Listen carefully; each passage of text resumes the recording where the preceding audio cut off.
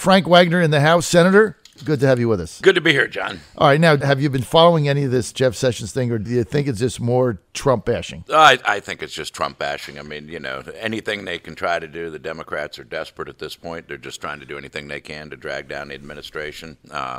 They're groping for an issue, and quite frankly, they're a party in disarray. You know what? If you looked at that speech the other night, and Debbie Wasserman Schultz and Keith Ellison and the people in white, I mean, are you looking at a party that is just in decay or what?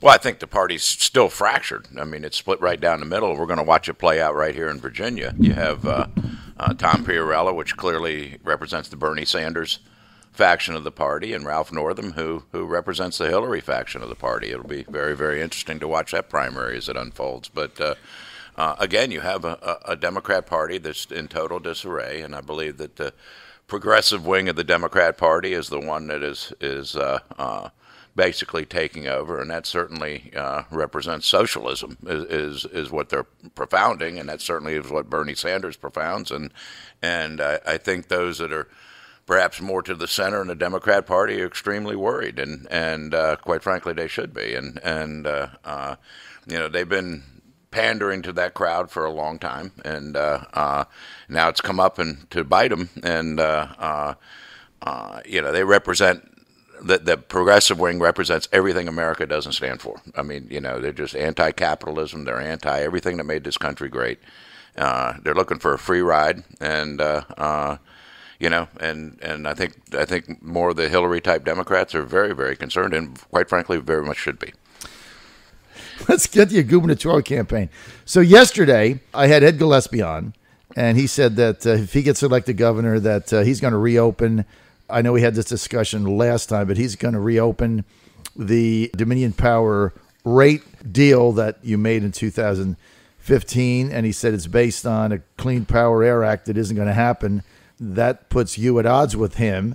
That's an issue that he says he's, I guess, going to pursue now. A couple of the other candidates are. I know that Denver Regelman is. So we talked about this last time, but now that Gillespie has said he would reopen that, what is your reaction to that? Well, I mean, it's easy to pick on, but if you look at your electric rates today, they're actually lower than they were when the bill passed, and that's driven by the drop in fuel prices. The rates have stayed the same, and actually gone down over the last 4 years. You name me one commodity or one thing that you're paying today that's actually less than it was 4 years ago. And it sounds like great rhetoric. I wish he'd start talking about some things that I think really concern people, that the out of control cable TV rates, the fact that those that are bringing that don't want to bring broadband to parts of Virginia. Talk about things that will actually make the economy grow. And we share the lowest electric rates anywhere in the Mid-Atlantic. We have some of the lowest electric rates anywhere in the nation. You're trying to pick at something that quite frankly is not a problem. And to divert your attention away from that, to try to divert the voters' attention away from that, to pick on me for something that was a bipartisan bill that passed with overwhelming majorities in both houses, to say that the underlying thing has changed is nonsense. And I think we need to focus on those things that Virginians are worried about. Nobody likes to pay any bills. I got that part. But Virginians are very concerned about jobs in the economy and the focus of jobs in the economy. Electric rates, our low competitive electric rates that we have here in Virginia, is part of the marketing plan that those that are in business and economic development use all over the world as a reason to come to Virginia. So be very careful when you start looking at something that's actually gone down in price, despite all the regulations and all the environment that's come on, and all of the obstacles and the cost it takes to get a permit, all those things, your electric rates have actually gone down. And there's a number of things that very much Dominion's at risk for. One of them is a storm and storm recovery. That comes out of the shareholders' market. That was negotiated into the bill. Moving forward with some solar projects, that was negotiated into the bill. The Chamber of Commerce, all business organizations stepped forward to support that bill. The Chamber of Commerce stepped forward to support that bill. Those that watched on fixed incomes stepped up to support the bill. Those that watch out for people that have low income stepped forward. We had to be at the committee. Organization after organization after organization stepped forward to support that bill. And so the reasons it's in there, because nobody knows what. Now, a Clean Power Plan appears like it might be going away. Will there be something to replace it? We continue to shutter coal plants. I just got a memo yesterday that 72,000 megawatts of coal plants around the nation will be shut down over the next 4 years. So the new president is in office, but the motion continues on to continue to close these coal plants. And that memo came from a coal company in Right. Southwest Virginia. I'm very much concerned about what's going to happen to those folks in Southwest. Those folks that are miners, that are mining the coal, those things like that, and not focus so much on something that's actually gone down in price. I'm focused on those things that are going up in price, like healthcare and like, a number of other issues, cable TV rates, those types of things. What can we do to provide some relief for Virginians in those areas? And I think there's a lot of things we can do.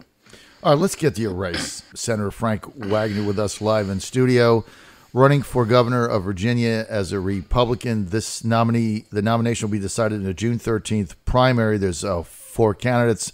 The front runner right now, Ed Gillespie, Senator Frank Wagner from Virginia Beach, independent businessman Denver Riggleman, and chairman of Prince William County, Corey Stewart. By the way, we have invited Corey on our show numerous times. He has declined the invitation, so you can't blame us for that. We can only ask people to come on. They don't want to come on because we might ask them a question they can't answer. Not my problem.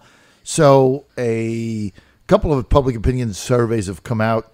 The most recent one showing a lot of people undecided in the Republican primary, but it showed Ed Gillespie at about 24% and the Frank Wagner campaign at 5%. So you have a big gap to make up. I mean, you got 4 months. How do you actually win this race, Frank? Well, we obviously got to get out the word. And, obviously I've been tied up in session for the last 45 days, not able to get out on the street, although every evening I was in some part of Virginia or another. We're getting the word out. We're getting the message out. We feel we have a very, very strong message. I think first and foremost, we're all very, very much excited about Donald Trump coming here and obviously going to make a major announcement. And I think I have a precursor to a little bit of what that's going to be in terms of accelerating aircraft carrier construction, accelerating submarine construction, adding more submarines into the construction budget, those types of things all spell very, very good, not just for Hampton Roads, but all over Virginia, because this is going to be a massive job creator. I think we're all very, very excited about it. But let's go through a little history lesson here. I don't know where Denver Riggleman stood, quite frankly, on the Trump campaign. You were involved with it from day one, John. You know the history, you know the facts, you know that Ed Gillespie wouldn't be caught in the same zip code with Donald Trump. He avoided Donald Trump and left it, and he's trying to rewrite history. Yeah, that should make every Virginian very concerned about somebody who's trying to rewrite history and trying to cover up for something that I don't know was a tactical error on his part. He's a conniving politician, and he laid out a track, and now all of a sudden he's trying to rewrite history, realizing just how popular Donald Trump's becoming. And then you have the second phase. You have Corey Stewart, who just basically got fired. He got fired by the Trump campaign. He got fired. We got fired. And we fired him. Yeah, and well before the convention met, the Trump campaign reached out to me and said, "Would you be co-chair?" And I'd say, "Absolutely. I'd be honored to be a co-chairman." And you were there at Regent University Yes. when I warmed up a crowd of 10,000 Yes. on behalf of the president when he came down to speak. And I think we're all very, very excited about that. And so don't rewrite history. And for the life of me, I could not understand why. And I think people really need to think about this. Why didn't Ed Gillespie come out and support Donald Trump from the beginning when he was asked? And I'm sure he was asked. And you sit there and you ask yourself, I mean, there were 3 Supreme Court justices that would have changed this country forever. Would have changed this country forever. And despite some of the things that Donald said and some of the reservations, probably all of us had a few reservations. That alone should have been a single reason why someone would go to the mat for Donald Trump, our Republican nominee. That would have changed our country, the future. If Hillary had gotten in there and picked 3 Supreme Court justices, that would have changed this country forever, and I don't think we would have ever recovered. And you're that much of a conniving politician. You're worried about upsetting a group of people, not worried about the focus for this nation. And that should disturb everybody about Ed Gillespie. It certainly disturbs me, and it makes me even dig down harder, John, and work on this campaign, because we don't need somebody like that as governor of Virginia. We got one right now, and how's that working out for us? We got a governor like that out of D.C., D.C. insider, doing those kind of things and doing that. I think everybody should have pause and concern to do that. I've been in the General Assembly now 25 years. I've also concurrent while I'm in the General Assembly, running and growing a business, growing it from 25 people up to 140 at its peak, and a real business with welders and ship fitters and pipe fitters, the kind of people that make Virginia run and work and operate. And you compare those experiences and the fact that I went to the Naval Academy, I was a hard hat diver, military veteran in the state. That's appealing to a lot of people. We just got to get the message out to more people, and that's what we're working on, John. There's no question you got to get your message out. I think if the election were held today, I think you would carry Hampton Roads handily, and I think you got to do better in Northern Virginia. Look, I have said that I believe as this campaign goes forward, Senator, it's going to come down to a two-man race, Wagner or Gillespie. Denver Riggleman, it remains to be seen. He's at 1% or 2% right now, remains to be seen how much money he's going to be able to raise. So we'll see how that goes. And Corey Stewart has his own issues. But look, you got to get your name out there, no question, but some of the points that you raised are accurate. So, Senator, let's look at this past General Assembly, then we'll get to gubernatorial issues. What do you think in the 2016 General Assembly? What were you the most happy with? What went down? Well, I think the budget. We walked into, we had a $1.2 billion deficit in the state budget. Again, we passed a 2-year budget, so this was the budget amendments that we dealt with. We were able to deal with that $1.2 billion deficit, not raise taxes, not raise any fees, and also provide very, very much needed pay raises to our state police and generally pay raises across the board. We're losing too many state employees simply because our pay at the state level is just not competitive with anything in the federal government. We're not even close to what the federal government pays for a similar job and any of the private sector. So we were losing a lot of brain trust, and we were able to provide a modicum of relief for our state employees, but really a big boost for our state police. It was just tragic. We were losing state police faster than we could train them, and it cost $100,000 to train a state trooper, so it just didn't make financial sense. And so we were able to provide a substantial raise for those that, quite frankly, are putting their life on the line every day to keep us safe. Let's get to yesterday. Ed Gillespie on our show criticized Governor McAuliffe for his strategy of the big hit, if you will, saying that, just going around to different states or internationally and bringing companies back to Virginia. He said that's only a little tiny piece of what we need. He said we need a bigger overall strategy to create an environment to get jobs in Virginia. And he didn't think much of McAuliffe's effort to kind of go out and recruit companies in. He said it's more about headlines than it is about real jobs. What say you? Well, certainly that is one aspect of a governor, and I have to agree with Gillespie that is just one small piece of it. Then, and here's where the ball drops, right? Then Ed kind of goes, we got to do something different. But he doesn't have any idea what it is he wants to do. And that comes from not knowing exactly what's going on in Richmond and not knowing where the problems are. I've laid out a very, very specific plan. Let's talk about South Side, Southeast Virginia first. Route 58 should be I-58. It's practically I-58 now. The goal is to return Southside Virginia to the manufacturing corridor that it used to be. It used to be textiles and furniture. We have that opportunity. If you don't believe it can be done, just look across the border in North Carolina. They've got an interstate highway system. They've got broadband access, and their economy's on fire just 30, 40 miles away from Southside Virginia. If we resolve ourselves to make Route 58 I-58, get I-73 started on the west, the natural gas pipeline, Atlantic Coast Pipeline, is going to run parallel. You have two competing railroads. There is a plan. We have sites ready to go. So when you go overseas or you go to California and get another company out of California, you have some place to bring them. When I looked at VEDP's schedule a year ago, they had one site ready to go, 200 acres. That was it in Virginia. So why is McAuliffe going all over the world trying to get companies when he doesn't even have sites ready to go. And that's where South Carolina and North Carolina are eating our lunch. We have the same situations across the state. And Shenandoah Valley and southwestern Virginia, Route 81, Interstate 81 is the economic artery, and it's full of cholesterol out there. It needs to be widened. It needs to be opened up if we expect the economy to continue to grow and thrive. So transportation is going to be a key element of what we need to do. Broadband access. Nobody is going to come to any portion of the state without broadband access.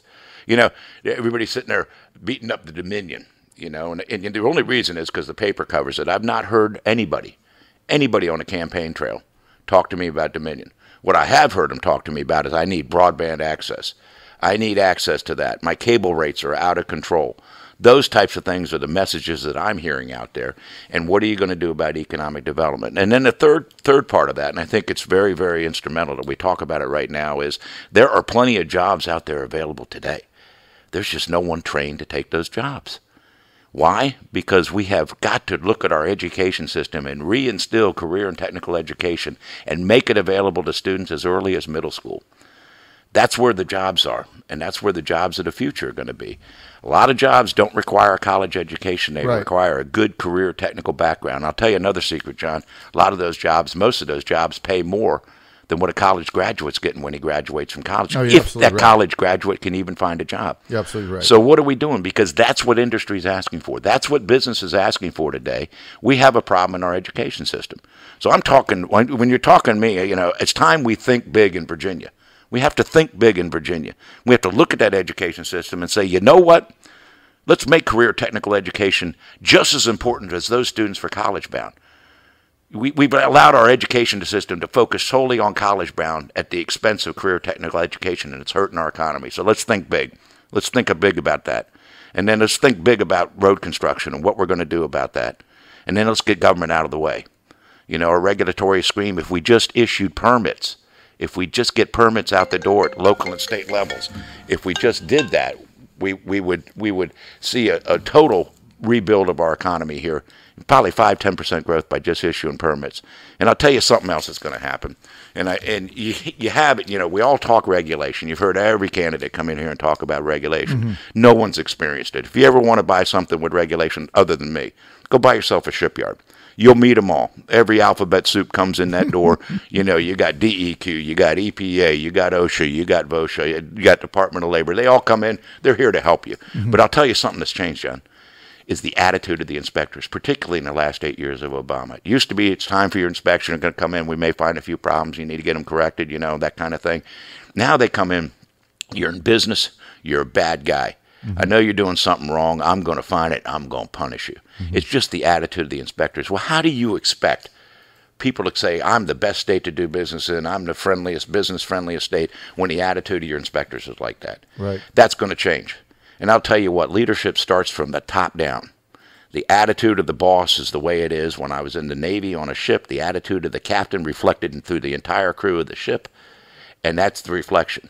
If you're not part of the solution of growing Virginia, and you work for state government, you're not going to be working for state government. We'll find somebody who's going to be part of the solution to grow Virginia. I'm talking about thinking big. I'm talking about making big changes here that allow Virginia to move forward in a big kind of way, because we may have an opportunity this time, John, with some increased defense spending to actually see Virginia's problems, because typically more defense spending, the better Virginia does. We have to take this opportunity this time around to truly diversify Virginia's economy, to get the manufacturing base back here, to get the sites ready to go so that they come here, to open up the door, to have a business-friendly environment where your state employees and your local employees are like, we want you to come, we're here to assist you in setting up shop, not you're a businessman, you're doing something bad, I'm going to find it, and that kind of thing. That's the bad attitude. We need to change attitudes, and we need to change signals. And you know, what drives me from my heart. I've been there, I've experienced it. None of the other candidates have experienced it like I've experienced it.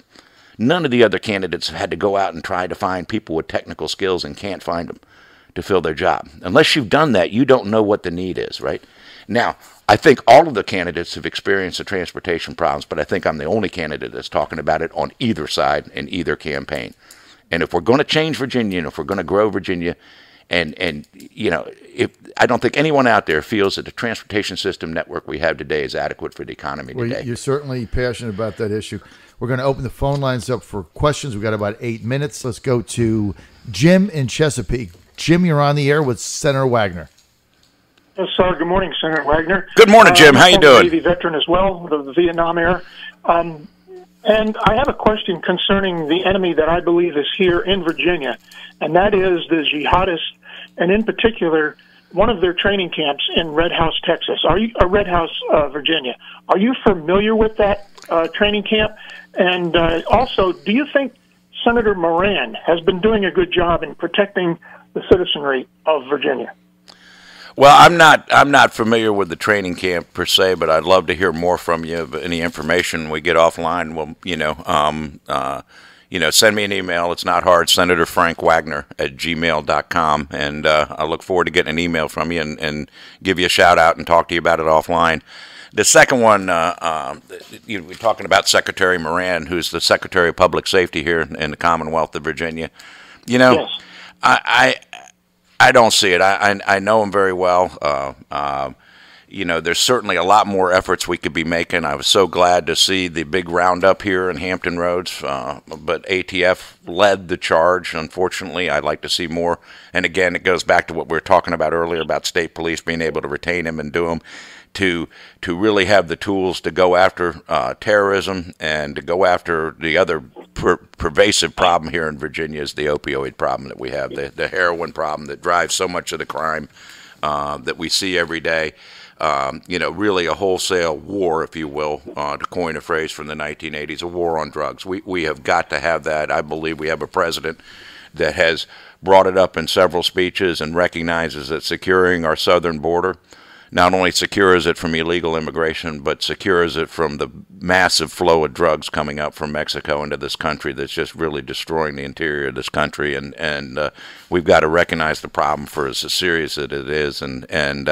So, yeah, I think it could be doing a lot more in that area in terms of attacking those type of problems. And I would hope, and again, these would be classified operations even within state government, that we're working closely with our federal law enforcement officials. I think you're going to see a big change in attitude. Again, it starts from the top down, like I mentioned earlier.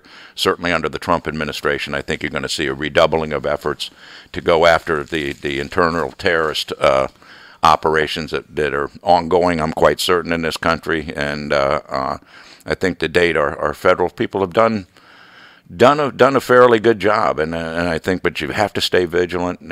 As they say, the old phrase, freedom is never free. And certainly there are those that would want to destroy this country that are here inside this country, as well as those outside the borders of this country that are trying to get in and destroy this country. And we finally have a president that's going to say, hey, wait a minute. We're going to do a lot more vetting before we decide who's coming in this country or not, and we're going to go. It sounds like, Senator, to get to back to Jim's question here from Chesapeake. It sounds like if you were elected governor, you would not be inclined to keep Homeland Secretary Moran in that job. No, obviously not. Right. I'd be looking for you'd be looking for somebody a federal prosecutor, preferably somebody out of the U.S. Attorney's office that's got a good handle on what's going on federally, that'll allow us to merge and better coordinate with the assets that the Secretary of Public Safety has available to him, which is fairly extensive. It includes the state police, obviously working closely with the sheriffs, and he's got the whole National Guard under him if need be.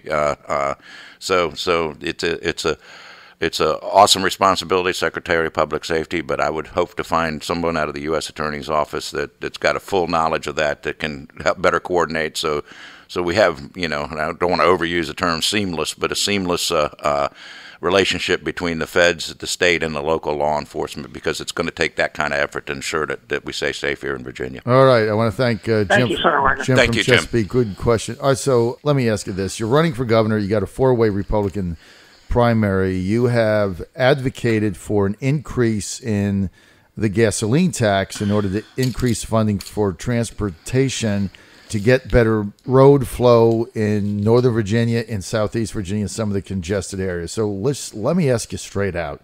In the environment that we're in, how do you win a Republican primary in Virginia by advocating higher taxes? How do you do that? How do you win? Let me say this first, John. First of all, let me just say this, that the gasoline tax in North Carolina is more than 3 times what it is here in Virginia. However, the retail price of gasoline is almost similar to exactly what we pay here in Virginia. So consumers need to ask themselves a question, who's making up the difference? Where's that money going, okay? And quite Where does frankly, it go? It goes to the retailers and the wholesalers of the gasoline as opposed to building roads and highways and doing those kind of things. So that's part A. So understand what the gasoline prices are around and understand what the tax base is.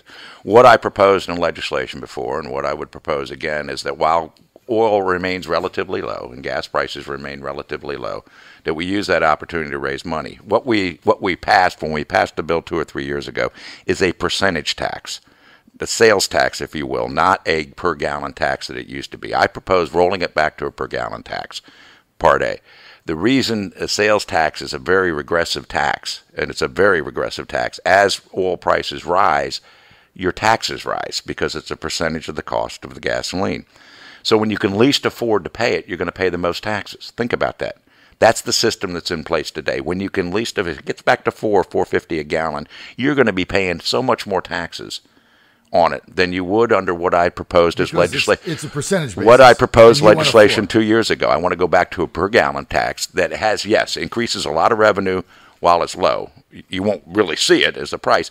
But if it goes back up to where it was before, you'll actually pay less taxes than the taxes that you pay today on gas, or you would pay at that time under the legislation that's currently in place because of the percentage tax. So that gives us a system to use this opportunity while oil remains under $60, $70 a barrel to really make up that difference. Now, what's the alternative, John?